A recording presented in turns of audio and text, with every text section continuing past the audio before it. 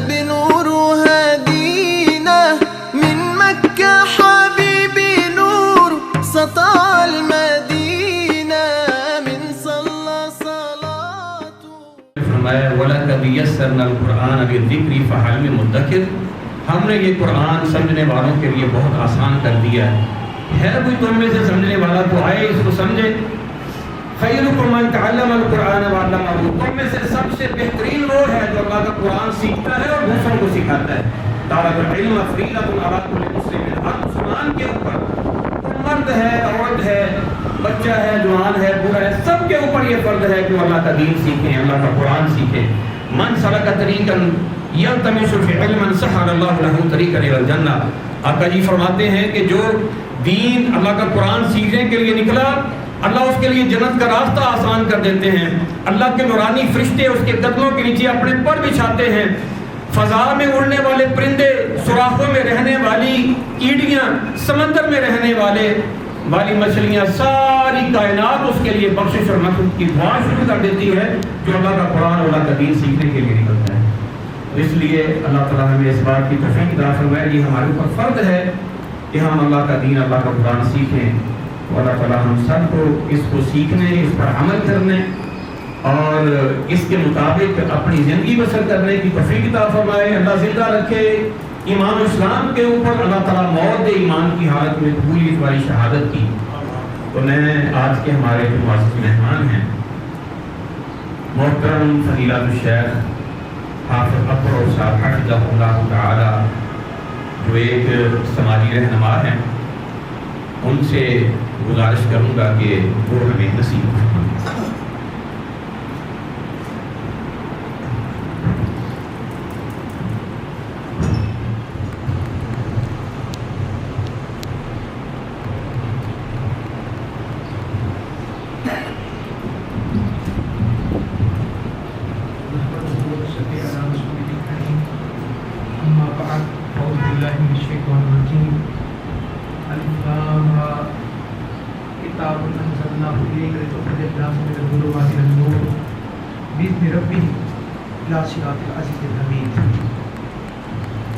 بہت زیادہ مبارک ہو فیصل آباد کے ہیلتھ سے ریلیٹڈ بھائیوں کو. ڈی او صاحب ماشاء اللہ تشریف فرما ہے، ایم ایس ایف موجود ہیں. آپ ہاسپٹل کے کانفرنسز پہ بھی گیا ہوں، ایتھکس کے اوپر پروگرام اٹینڈ کیے ہیں. تو ہیلتھ سے کیونکہ ہم خدمت خلق کا کام کرتے ہیں تو میڈیکل کے بھائیوں سے ہمیشہ ہی تعلق رہا، مگر ایسا پروگرام کہ جس میں یہ بات ہو کہ آج ہم نے قرآن مجید کا ترجمہ مکمل کیا ہے، اللہ تعالیٰ بڑے مبارک کرے. میں نے کم دیکھا ہے ہمارے ہاں ایک پرابلم بنا، اللہ تعالیٰ ہمیں اس میں توفیق دے کے ہم اس کو ٹھیک کر لیں کہ دین کے لوگ الگ ہو گئے اور دنیا کے لوگ الگ ہو گئے. بیسکلی کانسیپٹ عیسائیت کا ہے کہ کیسر کو کیسر کا کام کر دے اور کلیسا کو کلیسا کا، چرچ الگ کر دے اور حکومت اور بادشاہ الگ کر دے. دنیا کے کام کرنے کے لوگ الگ کر دیے جائیں اور دین کے لوگ الگ کر دیے جائیں. اسلام کا مزاج ایسا ہے.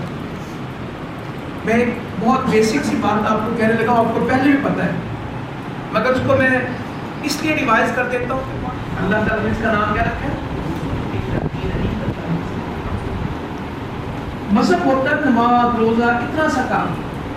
سارا بڑا مذہبی ہے، اس کا کیا مطلب ہے؟ تو وہ عبادت ہوتا ہے اور دین والا عبادت بھی کرتا ہے اور اوورآل اس کی زندگی. اسلام صرف مسجد کے اندر نہیں ہے، اسلام 24 گھنٹے. اسلام کا تعلق صرف عبادت سے نہیں ہے، اسلام کا تعلق پوری زندگی ہے. اتنا کمپریہنسو ہے، آپ کی ہر چیز کو یہ کور کرتا ہے. کاروبار میں، سواد میں، تجارت میں، عبادت میں. ایماندار تاجر قیامت کے دن نبیوں کے ساتھ، صدیقین کے ساتھ، شہداء کے ساتھ کھڑا ہوگا. نبیوں کے ساتھ یہ بندہ کھڑا ہوگا کہ میں بھی ان کا خادم ہوں، میں ان کے ساتھ ہوں. تجارت کرتا ہے، اپنے بچوں کے لیے روٹی کماتے ہیں، محنت کرتے ہیں، مزدوری کرتے ہیں. ہم کھڑا نا جو بیوی بچوں پہ خرچ کیا، اس کا ثواب سب سے زیادہ. بھوکے کو کھانا کھلانا کتنی بڑی عبادت ہے. میں اللہ کے راستے میں دینار دیتا ہوں، کیا کمال کا آدمی.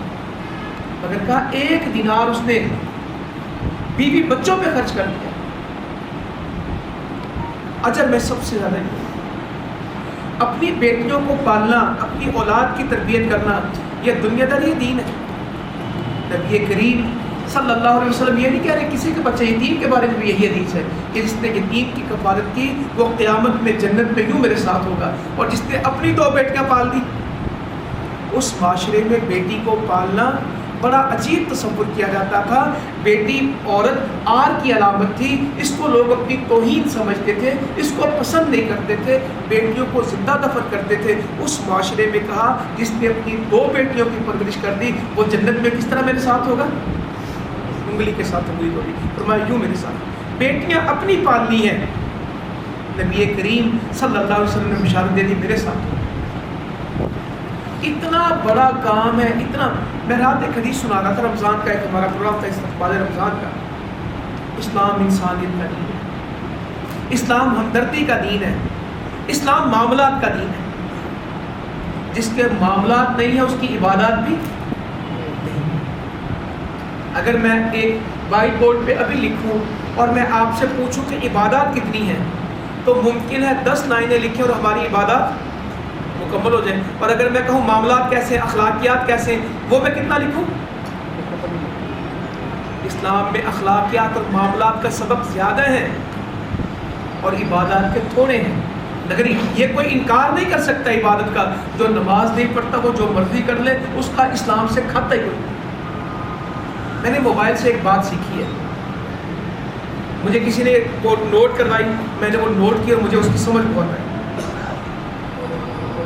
آپ جتنے بھی بزی ہیں، موبائل میں کوئی ویڈیو دیکھ رہے ہیں، کوئی آڈیو سن رہے ہیں، کوئی میسج پڑھ رہے ہیں، کچھ ٹائپ کر رہے ہیں، کچھ کام کر رہے ہیں، جیسے ہی کال آئے گی سارے فیچر بولیں وہ بولیں۔ آپ جو مرضی عام کام کر رہے ہیں، آپ کیلکولیٹر نکال کے کوئی حساب کر رہے ہیں، آپ قرآن مجید کی تلاوت کر رہے ہیں، آپ حدیث کو سرچ کر رہے ہیں موبائل میں، آپ نے فیس بک پہ کوئی ٹاپک چھیڑا ہوا ہے، آپ چیٹنگ کر رہے ہیں کسی کے ساتھ، جیسے ہی کال آئے گی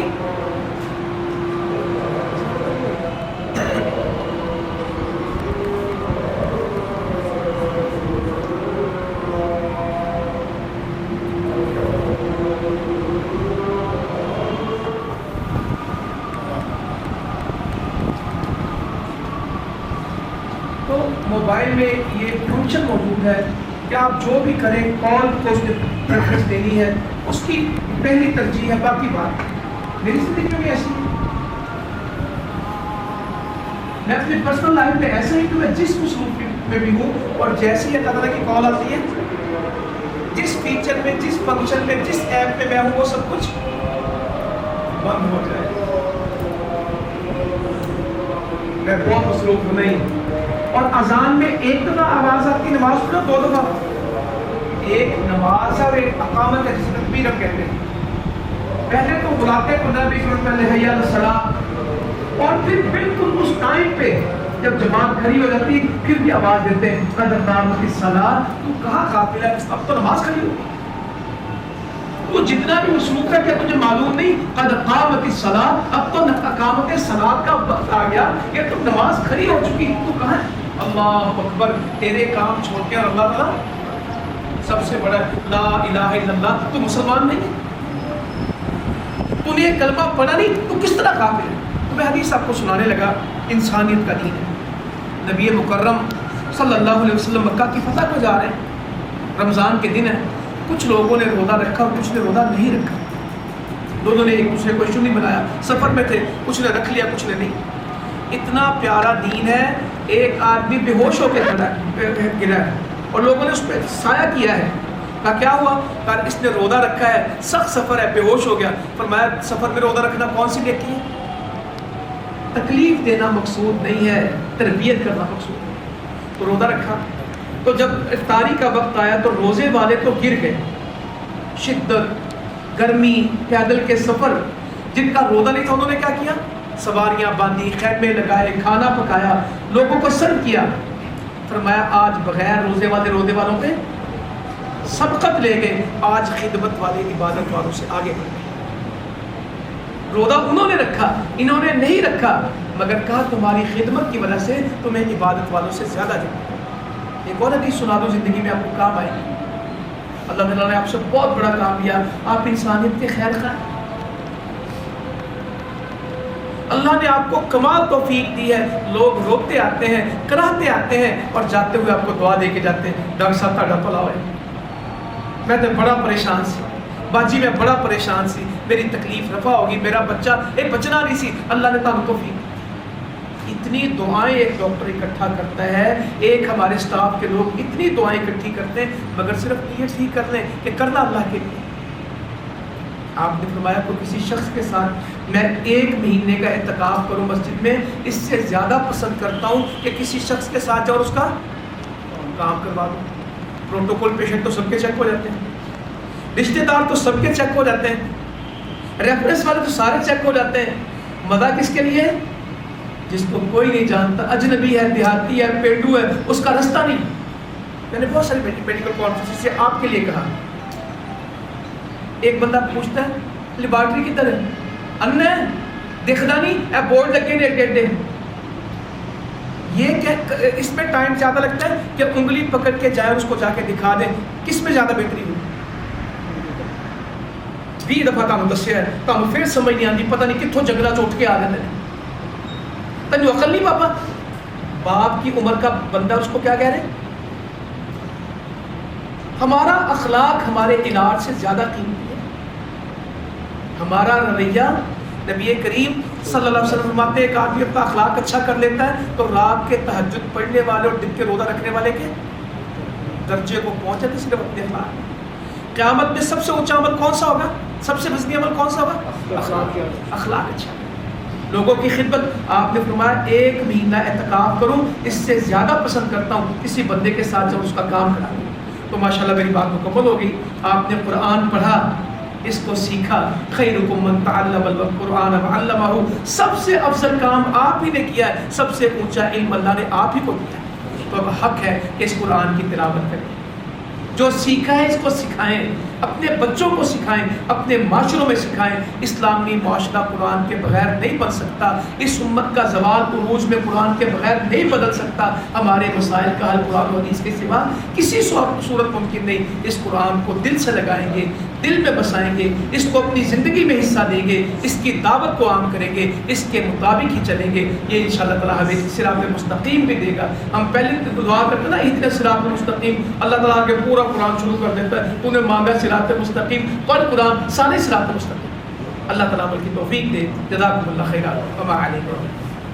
سر کو میں اکثر سوچتا ہوں ہم ایک فیصلہ نہیں کرتے کہ ہمیں کس لائن پہ چلنا، ہم وہ دروازہ نہیں کھولتے کہ کس دروازے سے ہم نے انٹر ہونا۔ جب ہم انٹر ہو جائیں گے جس کا ہم خود انتخاب کریں گے تو میں سمجھتا ہوں کہ رستے کھلتے جائیں گے۔ اس وقت فرض کریں حکیم صاحب بیٹھے ہیں، یہ کہتے ہیں کہ میں سب سے بیسٹ ہوں، ڈاکٹر صاحبان بیٹھے ہوں گے، وہ کہتے ہیں کہ میں سب سے بیسٹ ڈاکٹر ہوں، اور دوسرے پیشے کے بھی لوگ بیٹھے ہوں تو کہیں گے کہ میں سب سے اچھا قاری ہوں۔ ایسے ہی ہے، جو کام کرتا ہے وہ کہتا ہے یہ مجھ سے اچھا کوئی نہیں کرتا۔ حالانکہ یہ ہمارے جو پیشے ہیں یہ ہماری زندگی گزارنے کا ذریعہ ہے، نہ کہ مقصد۔ اور جو ہمارا مقصد ہے ہم اس کو بھولتے ہیں۔ اس مقصد کی تکمیل کے لیے ہم پہ ایک کتاب اتری ہے، ہم ہزاروں کتابیں پڑھ دیتے ہیں، اس کو آج تک ہم نے ترجمے کے ساتھ نہیں پڑھا، اگر پڑھا ہے تو جلدی گزار دیا، اس پہ غور و خوض نہیں ہوا۔ میں سمجھتا ہوں اگر ہم تنہائی میں بیٹھ کر ایک فیصلہ کر لیں کہ نہیں میرا رستہ یہ ہے اور میں نے اس پہ عمل کرنا ہے، تو اللہ تعالیٰ کی ذات اس میں ہمارے لیے آسانیاں فرمائے۔ صرف اتنی سی بات ہے، پھر کہنے کی ضرورت نہیں پیش آئی یار تو نماز پڑھا کر، یار تو جھوٹ نہ بولیا کر۔ ہم دور اندیش نہیں، ہم پاس والے فائدوں کو دیکھتے ہیں، یار اے مجھے سکون ملے، یہاں سے مجھے تھوڑے سے پیسے مل رہے ہیں، میں اگر ایسے کروں، اور رزق وہ بھی ہم اپنی چلاکی سے حاصل کرنا چاہتے ہیں، حالانکہ مثال میں وہی ہے، وہ ساری باتیں ہیں جو شیطان نے ہمارے دماغ میں ڈالی. ہم سب بڑے ہیں. میں سمجھتا ہوں اگر ہم تھوڑی دیر کے لیے بیٹھ کر فیصلہ کر لیں تو ہماری جو باہمی اختلافات وہ بھی ختم ہو جائیں. ہمارا جو معاشرہ ہے خود بخود سنورنا شروع ہو جائے.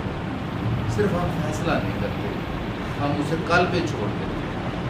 تو فیصلہ کر لیں کہ ہاں میں نے لائف اس کے لیے گزاری. بس اتنی سی بات ہے. باقی نماز کا بھی ٹائم ہونے والا ہے، وہ آپ کرنے میں بہت اچھی بات ہے. بہت خلاصہ کر دیا آپ نے. کلاس میں ہمارے بھائی حضرات تشریف لاتے رہے ہیں. ان کے لیے اسناد اور انعامات کا انتظام کیا گیا ہے. تو سب سے پہلے میں آج کے اپنے معزز مہمان محترم فضیلت شیخ حافظ صاحب حفظہ اللہ تعالیٰ سے گزارش کروں گا وہ اپنے دستے مبارک سے بھائیوں کو انعامات دیں. تشریف لاتے ہیں حکیم عاشق سے. اس کے اندر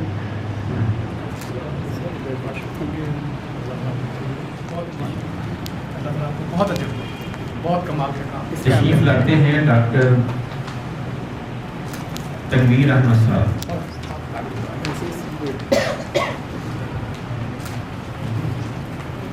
اور انعام وصول کرنے کے لیے تشریف لاتے ہیں محترم ڈاکٹر زبیر اقبال صاحب.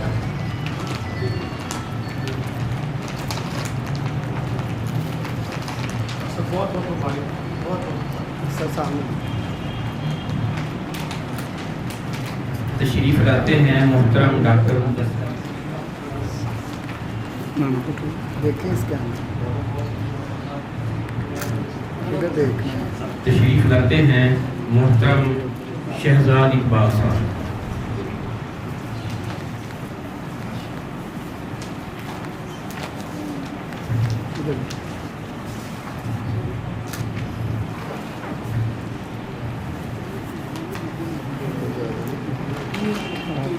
تشریف لاتے ہیں ڈاکٹر محمد انیس الرحمان صاحب.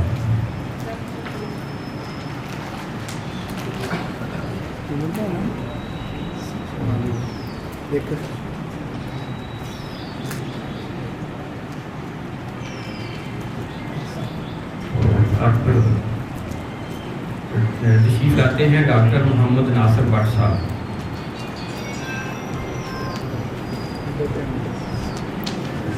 جی سر سامنے دیکھیے گا. اوکے سر سامنے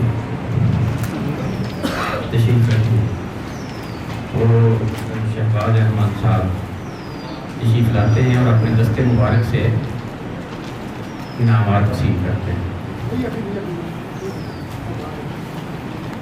انعام لینے کے لیے تشریف لاتے ہیں ڈاکٹر آزاد رسول صاحب. یہ سامنے دیکھیں. جی سر سامنے دیکھیے گا. تشریف لاتی ہیں ہماری محترمہ ڈاکٹر سائمہ اکرام صاحبہ.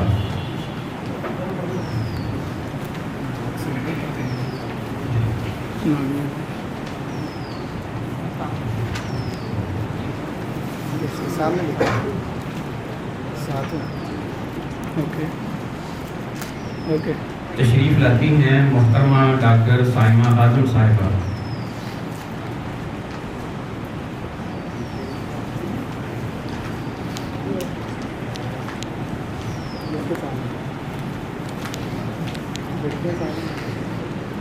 میم سامنے دیکھیے گا.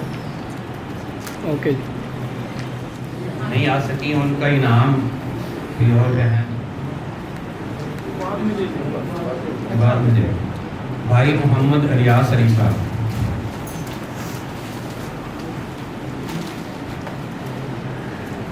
جی ایسے سامنے اس کے اندر. بھائی محمد ناصر عباس صاحب.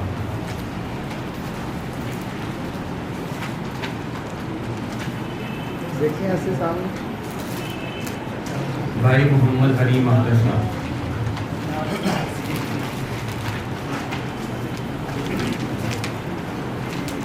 دیکھیں سامنے. جزاک اللہ. تو گزارش کروں گا کہ وہ آئیں اور آج کے ہمارے جو معزز مہمان ہیں ان کو اپنے دست مبارک سے شیلڈ جو ہے وہ پیش کریں. تو شیلڈ حاصل کرنے کے لیے تشریف لاتے ہیں محترم حافظ اختر صاحب حافظ اللہ. جی سامنے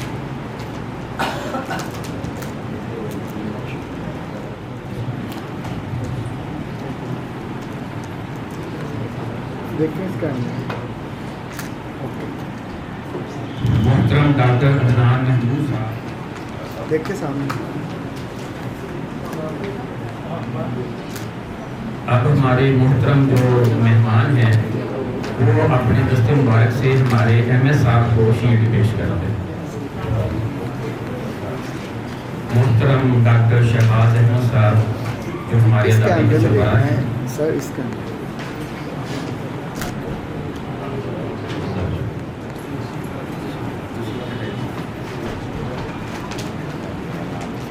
شیلڈ وصول کریں گے ہمارے استاد معلوم قاری عبدالوہی ساکی صاحب ایم ایس صاحب.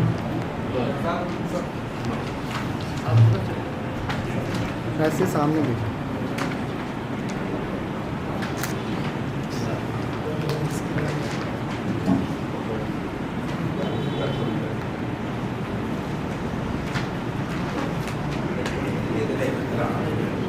ہاں جی رانا شیلڈ وصول کریں گے شہباز صاحب سے.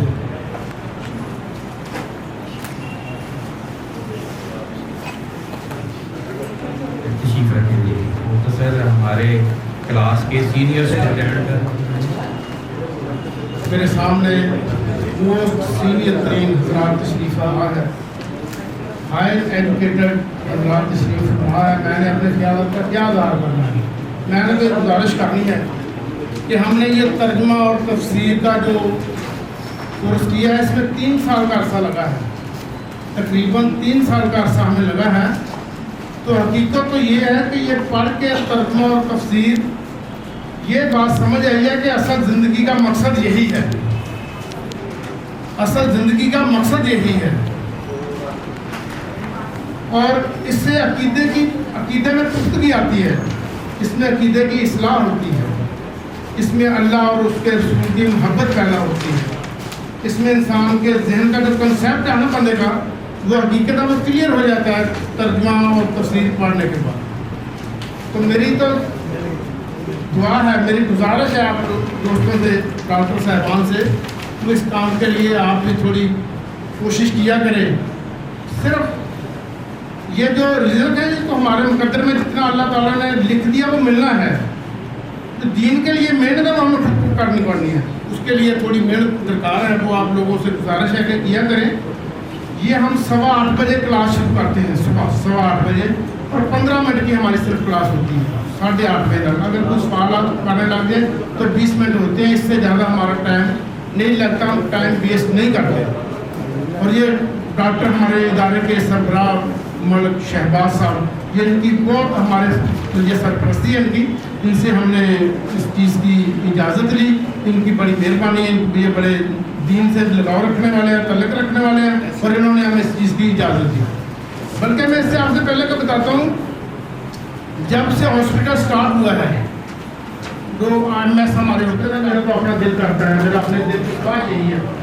ان کی مہربانی اللہ تعالیٰ نے اس کے ساتھ 4 سال انہوں نے ہمیں محنت کی, اور الحمدللہ اس کے بعد جو ایم ایس انعام سے نوازا کہ یہ قاری عبدالوہی ساکی صاحب کی شکل میں ہمیں مفتی صاحب اللہ تعالیٰ نے ہمارے پاس ایک گفٹ بھیج دیا, اور انہوں نے ہماری جو رہی صحیح کثر دی وہ پوری کر دی. اللہ تعالیٰ ان کے علم میں, اللہ تعالیٰ ان کی عمر میں برکت دے. تو میری تمام دوستوں سے گزارش ہے کہ مہربانی کر کے یہ حافظ صاحب ایم ایس صاحب سے گزارش کروں گا کہ حافظ صاحب کو کی کر سر. یہ سامنے دیکھیں اس کیمرے. کے لیے بھی نہیں ہے, ماشاءاللہ. اور اس لیے اس کو پایا تھا.